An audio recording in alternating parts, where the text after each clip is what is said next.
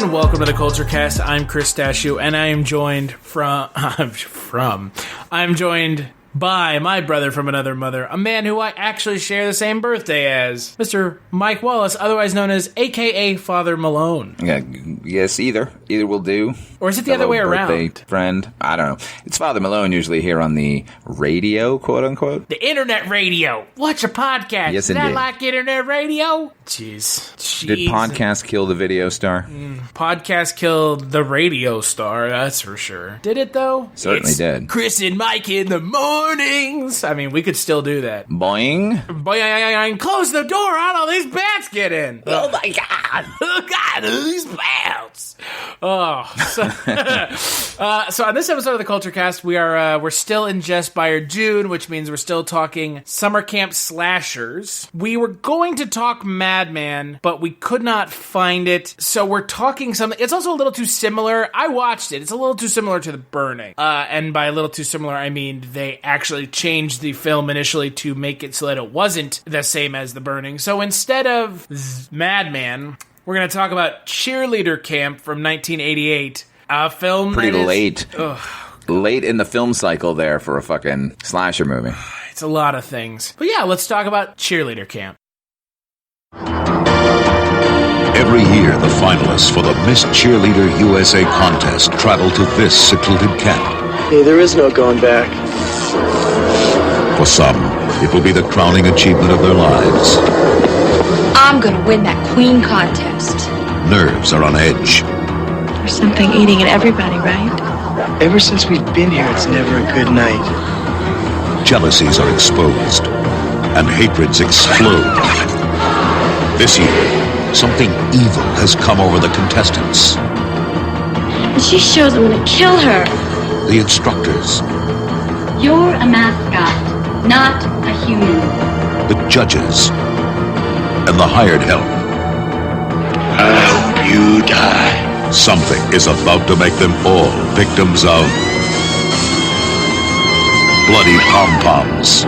You start with Allison. She's so fine. But look at her long or you'll go blind. Next is Pam. She comes out with a bam and will tell you this, she ain't no sham.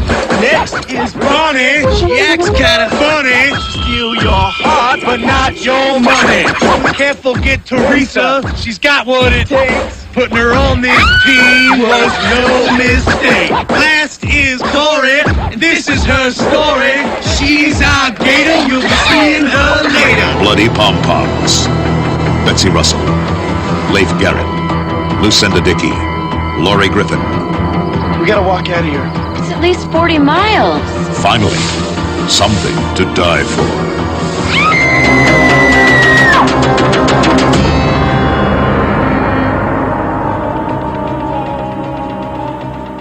So the film is directed by John Quinn, written by David Lee Fine and R.L. O'Keefe. It stars Betsy Russell, who is better known now as Jill Tuck from the Saw franchise. It also stars Leif Garrett and Lucinda Dickey. It is a film that centers around Betsy Russell and her friends as they go to a cheerleader camp where a killer begins to strike. Man, what a setup, right? It's almost like it's completely unoriginal. Yeah. I also like to point out that the original title for this film was Bloody Pom-Poms, which I would like to say would have been a better title. I agree. It is a better title. The filmmakers agree with us on that. Yes. So, Mike, what are your thoughts on this movie, and why did we watch it, and why is I can sense you're blaming me for choosing this. I'm not blaming you. Let me head you off right there, my friend, because we were originally going to do Mad Men, which I couldn't find. Obviously, you did if you watched it. And then you were like, well, let's do a different one, and scrolling down the list of slasher movies that take place specifically at a summer camp, they're actually few and far between. Or they've already been talked to death. And this one was available. I actually owned this movie without knowing it somehow. And I actually think my wife bought it. And I figured, what the hell? Let's give it a shot. And it has Lucinda Dickey, who is not a popular performer, but certainly is a definite 80s icon in that she starred in the Break-In films. And one of my personal awful favorites is Ninja 3, The Domination. She's the lead in that. She had a brief flirting affair with B to C grade movies. So I thought, how bad can this movie be? As it turns out, very bad. Yeah, like, no, really bad. I do not blame you for us watching this film. Do not take what I am saying as a pointing of the finger, a clicking of the tongue. This, I was just curious why we watched it because, oh boy, it is bad. And it's not like a spectacular failure. It's just kind of a failure. It's kind of a failure. It seems like in so many ways. Some sort of there are parts of this movie that I actually do like. I thought that opening scene was great. Her weirdo dream where she's being attacked by her own pom-poms, where they like come up and like swallow her at the end there. I thought that was really cool. I thought that was going to be a portent of things to come, and instead they just sort of plugged it back into the regular formula of somebody killing people at a summer camp. No, not even to the level of like Friday the 13th or anything. Just like they tried to make it more of an Agatha Christie like murder mystery where we're trying to figure out who the killer is when it was pretty obvious from the get-go who that goddamn killer was. Okay, so am I dumb and I missed out on the fact that it was the mascot played by Lucinda Dickey? Was I supposed to pick up on that a lot earlier in the movie? Because I definitely didn't. Yeah, I think so. Okay. I mean, they were, clearly they wanted us to believe that the lead character was the killer because the lead character throughout the film has these sometimes lucid, sometimes asleep dreams about everyone being murdered and her murdering them. So they wanted us to go in that direction. Then they kept giving us all these weird little clues, like the cook suddenly is wearing the necklace of a girl who has committed suicide, quote unquote. But it just seemed to me like she was the one getting stepped on from the first scene, and the camera lingered on her a little too long in some certain shots, and I was like, okay, so it's got to be her. Plus, the fact is, as dim a bulb in the firmament of Hollywood that Lucinda Dickey is, it seemed obvious that they would have cast her to play the fucking psychopath. So yeah, I missed that. But I'll tell you what, it did work. The reveal at the end worked, and I did appreciate that. But the end of the movie, the climax of the film, is such a dud. Oh yeah, it could have been real good, but it just sort of it meanders. Yeah, it kind of happens. Yeah, and by meander, I mean it just sort of like limps along. Like there's no momentum at all. There's no sort of running kind of chase or, like final battle necessarily. It just kind of keeps happening. And then it's over. Well, and the other thing about it is, like you said, it kind of meanders and almost kind of limps along. And you have like several what feel to be fake outs at the end too, with Leif Garrett's character. Oh, suddenly it must be this guy. He's got to be the killer. Oh no, wait, he's dead. Okay, now it's got to be him, definitely. Yeah, and boy, doesn't Leif Garrett? Oh man, whew, bad times for Leif Garrett recently. Oh, is there? Well, yeah, yes, lots of heroin and drug abuse. I hope you're kidding. Oh my God. I have a Leif Garrett story. Oh, do you? Yeah. When I first moved to Los Angeles, this is like 92, I was having my car worked on, and the only place you could sort of go to sort of in that area while they were repairing the car was a Pier 1 Imports. So I figured, let me go look at the wicker. And this woman was like passing by me, and I was really close to the sort of the cash register area. And I got out of the way, and when she got out of the way, I turned to the person behind the register to say hi, and it was Leif Garrett, right? Why? But evidently he had just stepped out of the woman's way as well and stepped behind the counter there. But I looked at him and I said, "Oh my God, Leif Garrett!" And like he lit up that somebody recognized him. And then I looked where he was and I said, "Oh my God, you don't work here, do you?" And it was just like a slide whistle, like whoop whoop. He was like, "No, I don't work here," and he just walked away. Anyway, that's my Leif Garrett story. But let's be honest, he might work there now. Yeah, I mean, it's entirely likely. Leif Garrett was like a huge deal when I was like 9 years old. Like he was a teen heartthrob, and he would show up in TV and movies and. So, starring in this film alone seems to be a bit of a blow, but, I think he's good in it. Well, he's not given much to do. He's just supposed to be like the kind of pseudo scummy boyfriend. And yeah, I mean, he's not really given much. Let's be honest, he's not really given much to do in the way of like. No, but there aren't many moments where someone can really emote in the film. I guess they laid it all on to the lead actress, Betsy Russell. Which is fine. I mean, yeah, she's very good, and she's great in the Saw films for as kind of little as she's given to do in those films.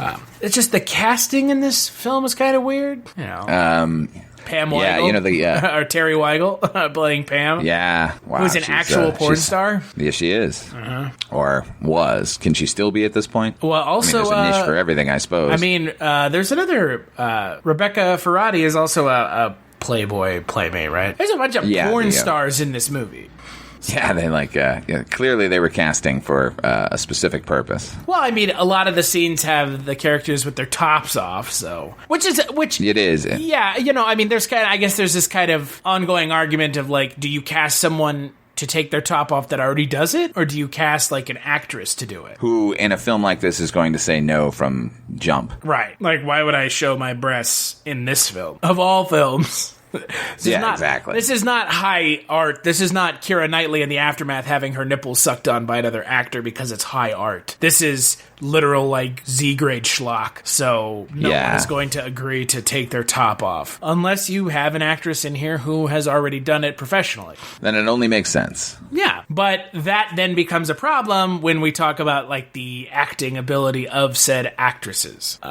Yeah, and mercifully, in line with everything else that's come before, they're not given a whole lot to do, so you're not necessarily judging them by their performance anyway. No, they do very little, and there is very little for them to do other than to be a warm body to be killed. And that's, the thing about this film that is the biggest disappointment for me is the lack of interesting kills. Yeah, it's some of the makeup is pretty good, but the methods of murder at this point in 1988, after a slew of Jason films, seems weird that they didn't bother to think that out. It's like they just wanted to make this psychological thriller and then knew that they had to have some murders in there, so they wrote it, and then I don't know, maybe the director was trying to be tasteful or something, but this is not the film for that. No, it's definitely not at all. And that's strange, right? Incredibly. Yeah. Because, I mean, there's the whole, like, psychological dream aspect to the film that I don't know if it really works. It feels like it's out of a different movie. Yeah, and it's all there just to, point us in the direction of the lead character being the murderer, which is fine, but we got that from, one or two of these moments, never mind a continuing slew of them. So I don't think they ultimately work, but, I mean, some of them are pretty fun. Oh, yeah, no, for sure. Like the one where she's imagining Leif Garrett having sex with another girl. Oh, yeah. And all of a sudden all the mascots are there, like, cheering her on. Yeah, that was surreal and kind of cool. Like a mascot bukkake all of a sudden. Like, what is even like, what is happening? Like, it's a dream sequence, so there's not really a lot of context that needs to be given. But at the same time, it's just super bizarre. Yeah. And, you figure they should have leaned harder in that direction. I think the film would have benefited from leaning harder in that direction. Absolutely. But they seem to be restrained by the slasher genre. Like, they felt like they had to have the beats of a regular slasher movie in order to get this movie made, maybe, or, But look, whoever's going to give them money was going to give them money for basically just seeing half-naked girls. So, well, that's ultimately what this feels like. Yeah, I mean, but once you got that money, and you just take it and run, man. Like, make a crazier movie. Yeah, and that's the thing. Like, it ultimately, the film at the end doesn't really feel like it lives up to the potential of ostensibly an interesting poster. I mean, the poster is pretty great. Oh yeah, the poster's great. The poster's great. It's got like a cheerleader with like a skull for a head, and she's like jumping in the air, and there's all sorts of like weird shit happening in the background. But it just kind of falls flat for what I was hoping to be kind of an interesting, not underrated gem, but something that something interesting and exciting. And it ends up just being this kind of, I don't know, like you said, it's like an Agatha Christie novel that just does not work. Because that's really what it feels like. Painfully. Yeah. And, it has some of the summer camp slasher tropes, like the unknown killer and, people wandering off into the woods by themselves. Hello, who's there? And then getting murdered. But it's not much to it. No, man. And they there are some moments in the movie just like completely out of left field.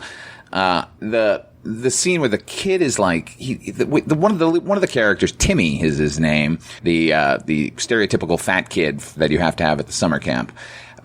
He's got a video camera that he's like documenting everything, which is pretty new in 1988. And, there's a whole voyeur scene where he's like peeping on these girls and like for some reason dressed like a woman so he can fit in. I don't know, man.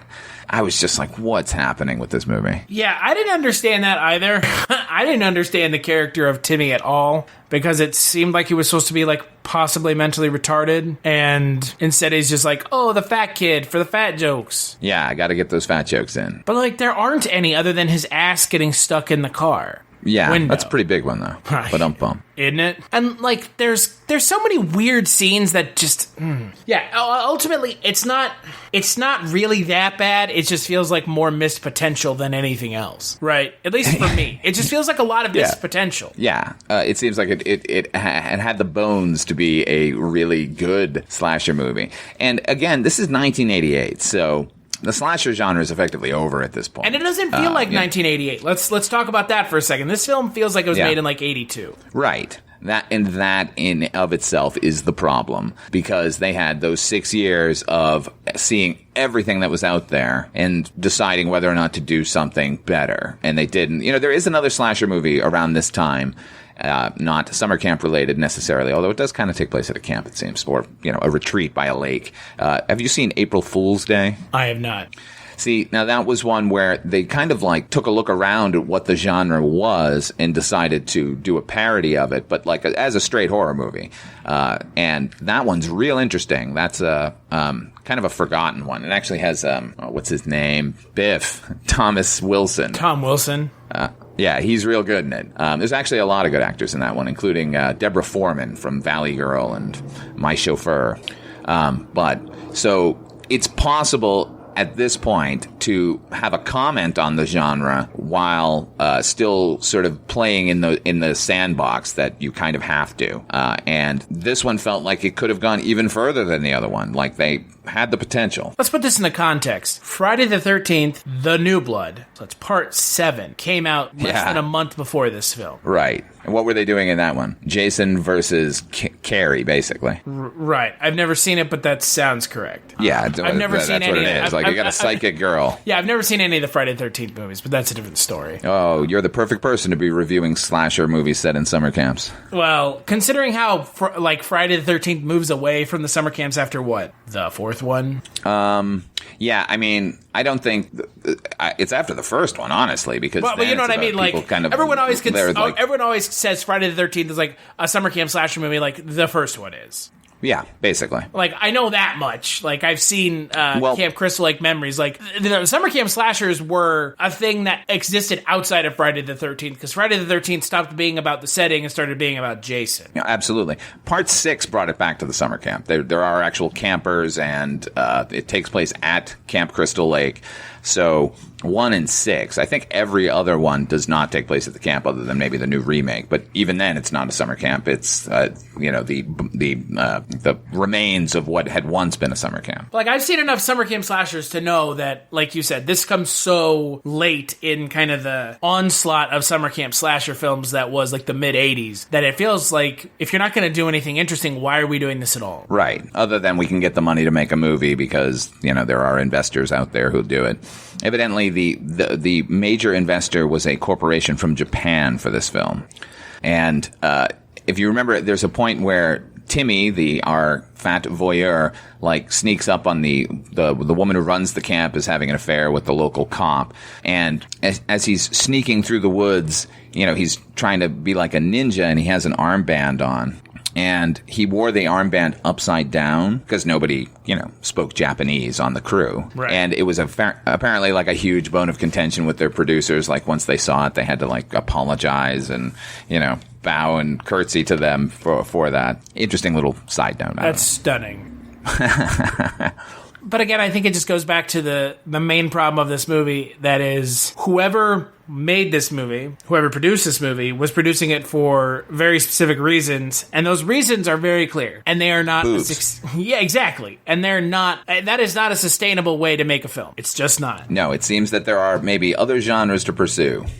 Like ones where boobs are what is expected. And possibly some of the people from this film are already doing it anyways. Yeah, exactly. As opposed to trying to, throw up a thinly created plot around the... Yeah, it's a frustrating movie because I feel like there is a good movie in here somewhere. There's an interesting movie in here somewhere. It just, instead of leaning harder into Betsy Russell's character, they just completely lose sight of what was making the movie interesting about 2/3 of the way through. Yeah, it spends so much time on the red herrings that it doesn't every really character. give us... Every single character, like, there is given the motive and given a moment and given a possibility of that they had just done it, but ultimately just not worth our time. Yeah, I mean, look at a film like Scream, where I just watched it like last week. For the first time in probably a year. And there are multiple scenes in that film where they are trying to convince you that one character is the killer. Yeah. And it works so well because it's so subtle. They'll have the shot of the sheriff putting out a cigarette with a boot that you see in the bathroom earlier in the film. Right. And stuff like that where it's like subtly done. And I know Kevin Williamson is a better writer than David Lee Fine and R.L. O'Keefe are. I mean, we're not debating that, but it's a little strange to me that they go out of their way to do all these red herrings when, like you said, you picked up on who it was immediately. Yeah, that's, I don't know that they would have known that everyone would figure out that it's Lucinda Dickey or anything, but at the same time, why are we spending so much time with so many characters potentially being it? Like, focus on one or two and have them... exhibit all the behavior or something. Another thing about that I noticed, and when they're giving you a red herring, because not only have they done something sort of suspicious, but the camera lingers on them for way too long. Like, it's a problem throughout the entire film, the pacing and editing of the movie. Like, shots go on for way too long in almost every capacity, but particularly when they're trying to, like, convince us that this person is the murderer. And, again, like, I don't know, could have been a good movie, but, Yeah, it could have been. It was the guy's first film, like, so I gotta, give him that. And ultimately, they got this movie made, so kudos. But not the most skillful of direction. No, and not the most interesting of a script either. No, I mean, I think there are 4 or 5 red herrings in the movie, at least. Right? There's the sheriff. There's Brent. There's Lucinda Dickey, who ends up being the killer. There's the handyman. There's the cook for a little bit. Like, Jesus H. Christ, like. And not to mention the cheerleaders themselves. Like, everyone on their team is like talking about murdering each other to get the crown. Yeah, exactly. So it's like, we're supposed to believe it can be any of these, but specifically, it's probably the lead character because she has crazy dreams. And we all know that crazy people with crazy dreams are the ones who do crazy things. They must. I mean, look, I like it. At the end, I like that she got framed for all the murders. Like, I thought that was kind of cool. And then the other girl is like immediately in the cheerleader outfit. But I like the thing at the end where it's like it's like having her say her name where she's supposed to be, like, Betsy Russell is saying her name where Lucinda Dickey is supposed to be cheering her own name. I thought that was pretty cool. Yeah, it was pretty good. Yeah. There are moments of good in this film. I don't know that it's necessarily worth a watch from beginning to end. Like, I'm not suggesting anyone seek the movie out, but if it came on TV, like, worse ways you can spend an hour and a half. Oh, yeah, you're right. I mean, I won't disagree with that. I have to mention one moment in the film. Is it going to be the thing with the mascots eating? No, that's funny, though. Because that was my favorite scene, without a doubt. Was it? Oh, yeah. Oh, when they're all trying to eat their food with the masks on? It's super weird. Like, what the hell are you doing? Yeah, it's really good. Then the girl takes her hat off, and they're like, put that head back on. You are not a human. You're a mascot. There's something to be mined in there, too, like the low-level treatment of mascots. This could have been a character piece about the mascot girl and the lead girl and, like, dispensed with all the other fucking red herring bullshit. Like, which one of these is the killer? Because they both have motive. No, my favorite scene in the movie is a hallmark of mid to late 80s film where hip-hop was still known as rap. That's all you ever called it. And white people were doing it in the same exact way in every capacity. Hey, we're here at summer camp. Da-da-da-da-da-da-da-da-da-da-da-da-da-da-da. Like, that's every white person rap in the 1980s, except for the Beastie Boys. It reminds me of that scene from Teen Witch. Do you know what I'm talking about? So top that. Yeah, so top that. That's what it reminded me of. It's like, oh. Yeah, man. God, this is so... I'll give... You know what? Teen Witch is probably around the same time. I'll give Teen Witch a little bit of credit because they at least, like... we're moving beyond the sort of 8-bar structure that white people had thought all rap was. Would you say that this film topped that? If you don't know what we're talking about, please go and educate yourself on. Oh yeah, watch Teen Witch. Well, I don't know about watch the whole movie. Definitely watch that whole movie. At least if you're gonna, if you can't commit to watching the whole film, at least watch the top that scene from Teen Witch. It is. Don't listen to this man. Watch the whole movie and then revel in the moment halfway through where two kids out of nowhere begin rapping. And one of them sounds like they're deaf. He's having a hard time speaking. It is a thoroughly bizarre movie with one of the cringiest, bizarrest scenes I've ever seen in a film where they're trying to sing along to the rap music. And it's like, oh, Jesus, no. You know, that's Robert Blake's son. Yeah, I do. The apple doesn't fall far from the tree. What a good movie. So what would you give this film, Cheerleader Camp, out of 5? Oof. You know, I want to say 2.5. I'm going to say 2.5. I'm going to say 2 just because they made the effort and it doesn't completely fall apart. I'll give him a 0.5 point more, specifically for the shot in the opening dream sequence where she gets consumed by the pom-poms. I thought that was weird and fun. Yeah, I'm going to give it a 2. There was a lot of stuff I wanted to like. There was a lot of stuff that they could have done better. I felt like they fell really short of the mark in a lot of it. But there are some parts that are fun enough. Yeah. You know, I watched this film with commentary, and these guys thought they made a really good movie. And not only that, but they displayed all of the creepy behavior that you expected from filmmakers like this. You know, when we said, they just wanted to make a movie with boobs, it's kind of true. Like, the way they're talking over the scenes where, the girls are taking their tops off is kind of leering and gross. So, to be what is expected from 80s film directors. Yeah, basically. Great. Newsflash. Just because you get to see boobies in real life doesn't mean they want you to let you touch them or have anything to do with them. That is how that works. Everybody. Yeah, just a heads up, all you budding Harvey Weinsteins of the world. Just because you get to see boobies does not mean you get to touch them. As they say at the strip club, look but do not touch. Oh, jeez. So we will take a break and play a preview for the next Culture Cast.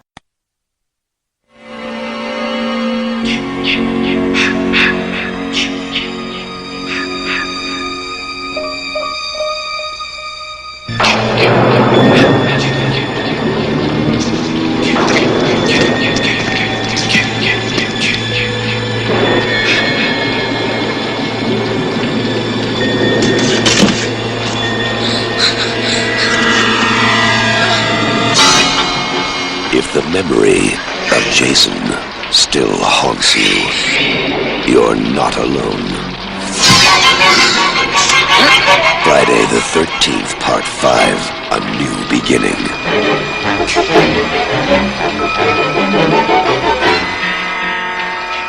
Severe trauma at age 12. Brutal self-defense, murder of a psychopathic killer.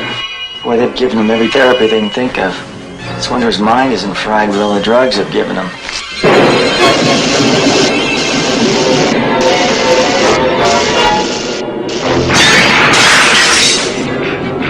The mindless, murderous fury that was buried with Jason has been reborn. Pete! And suddenly, terror has become child's play.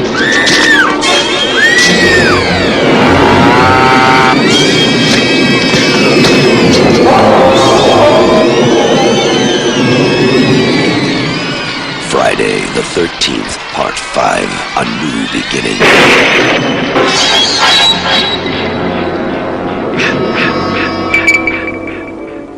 On the next Culture Cast, we are going to be talking about Friday the 13th, Part 5. As you will remember, as I just mentioned, I haven't really seen any of the Friday the 13th movies, but, you know, the deep end is a good spot to throw yourself into. Jess Byard will be joining me, the titular Jess Byard, whose name inspired the month because she picked the theme. So her and I will be talking about Friday the 13th, A New Beginning. Father Malone, is this a good one? Bad one? It's awful. Is it really? Oh yeah, I would put it up as like the worst of them, honestly. Well, I mean, look, everything after part 6 got progressively worse. I will say the makeup job done in part 7, which is Jason versus the psychic girl, that one, the makeup is amazing, but it was the movie was directed by John Carl Buechler, who was a makeup effects guy. So like there is a kind of saving grace to that film, but anything after that, when Jason took Manhattan or went to hell or went into space, is all garbage. Of the sort of up to 1 through 6, 5 is the worst one of them. This is, I won't spoil anything for you, but I will say this, as a fellow fan of Return of the Living Dead, you not only get Spider in this film, but you also get Suicide. Amazing. Yeah, so that is kind of a redeeming thing. You also, if anyone, I'm so old, there was a show called Different Strokes in the early 1980s, and there was a best friend character named Dudley, and that kid is in the movie, and he's actually really good in the movie. Also, that movie does not take place at a summer camp. Whenever you mention John Carl Buechler, all I think of is Carnosaur. It's genius. I mean, Alien meets dinosaur movie, yeah, it's something. If you want to hear my thoughts on Carnosaur, go check out that episode of the Culture Cast. That one is in the Wayback Machine, and we actually talk with Raphael Sbarge, who was in the film, about being in the film. I love him. Raphael Sbarge is great. Until Friday the 13th, Part 5, a.k.a. A New Beginnings, a.k.a. Jason Goes for Euros. Where can people find you, Father Malone? You can always find me on my YouTube channel, OughtFive Films. I have a show called You've Never Seen, and you can hear me on 2 other podcasts. You can hear me on Chronicles from the Crypt, about Tales from the Crypt, the HBO series. You can also hear me on Dreams for Sale, The Twilight Zone 1985, which is about the Twilight Zone reboot from 1985. Shocking. What a bizarre title for a podcast, to be about the Twilight Zone 1985. People are dumb. Oh boy. And when I'm not here on the Culture Cast, you can find me over at the Kolchak Tapes, where I talk about a little show called Kolchak the Night Stalker with my good friend Mike White. That's over at kolchaktapes.com. If you want to follow me on Twitter, I'm on Twitter at casualty_Chris. You can follow the Culture Cast on Twitter at CultureCast. Big thanks as always to you, Father Malone, for joining me on the Culture Cast to talk about a movie that is, it was a movie. We watched it. Yeah, it's all right. Not the worst, not the best. And big thanks to 91 Nova for the intro-outro music of the Culture Cast. And we'll see you on the next Culture Cast.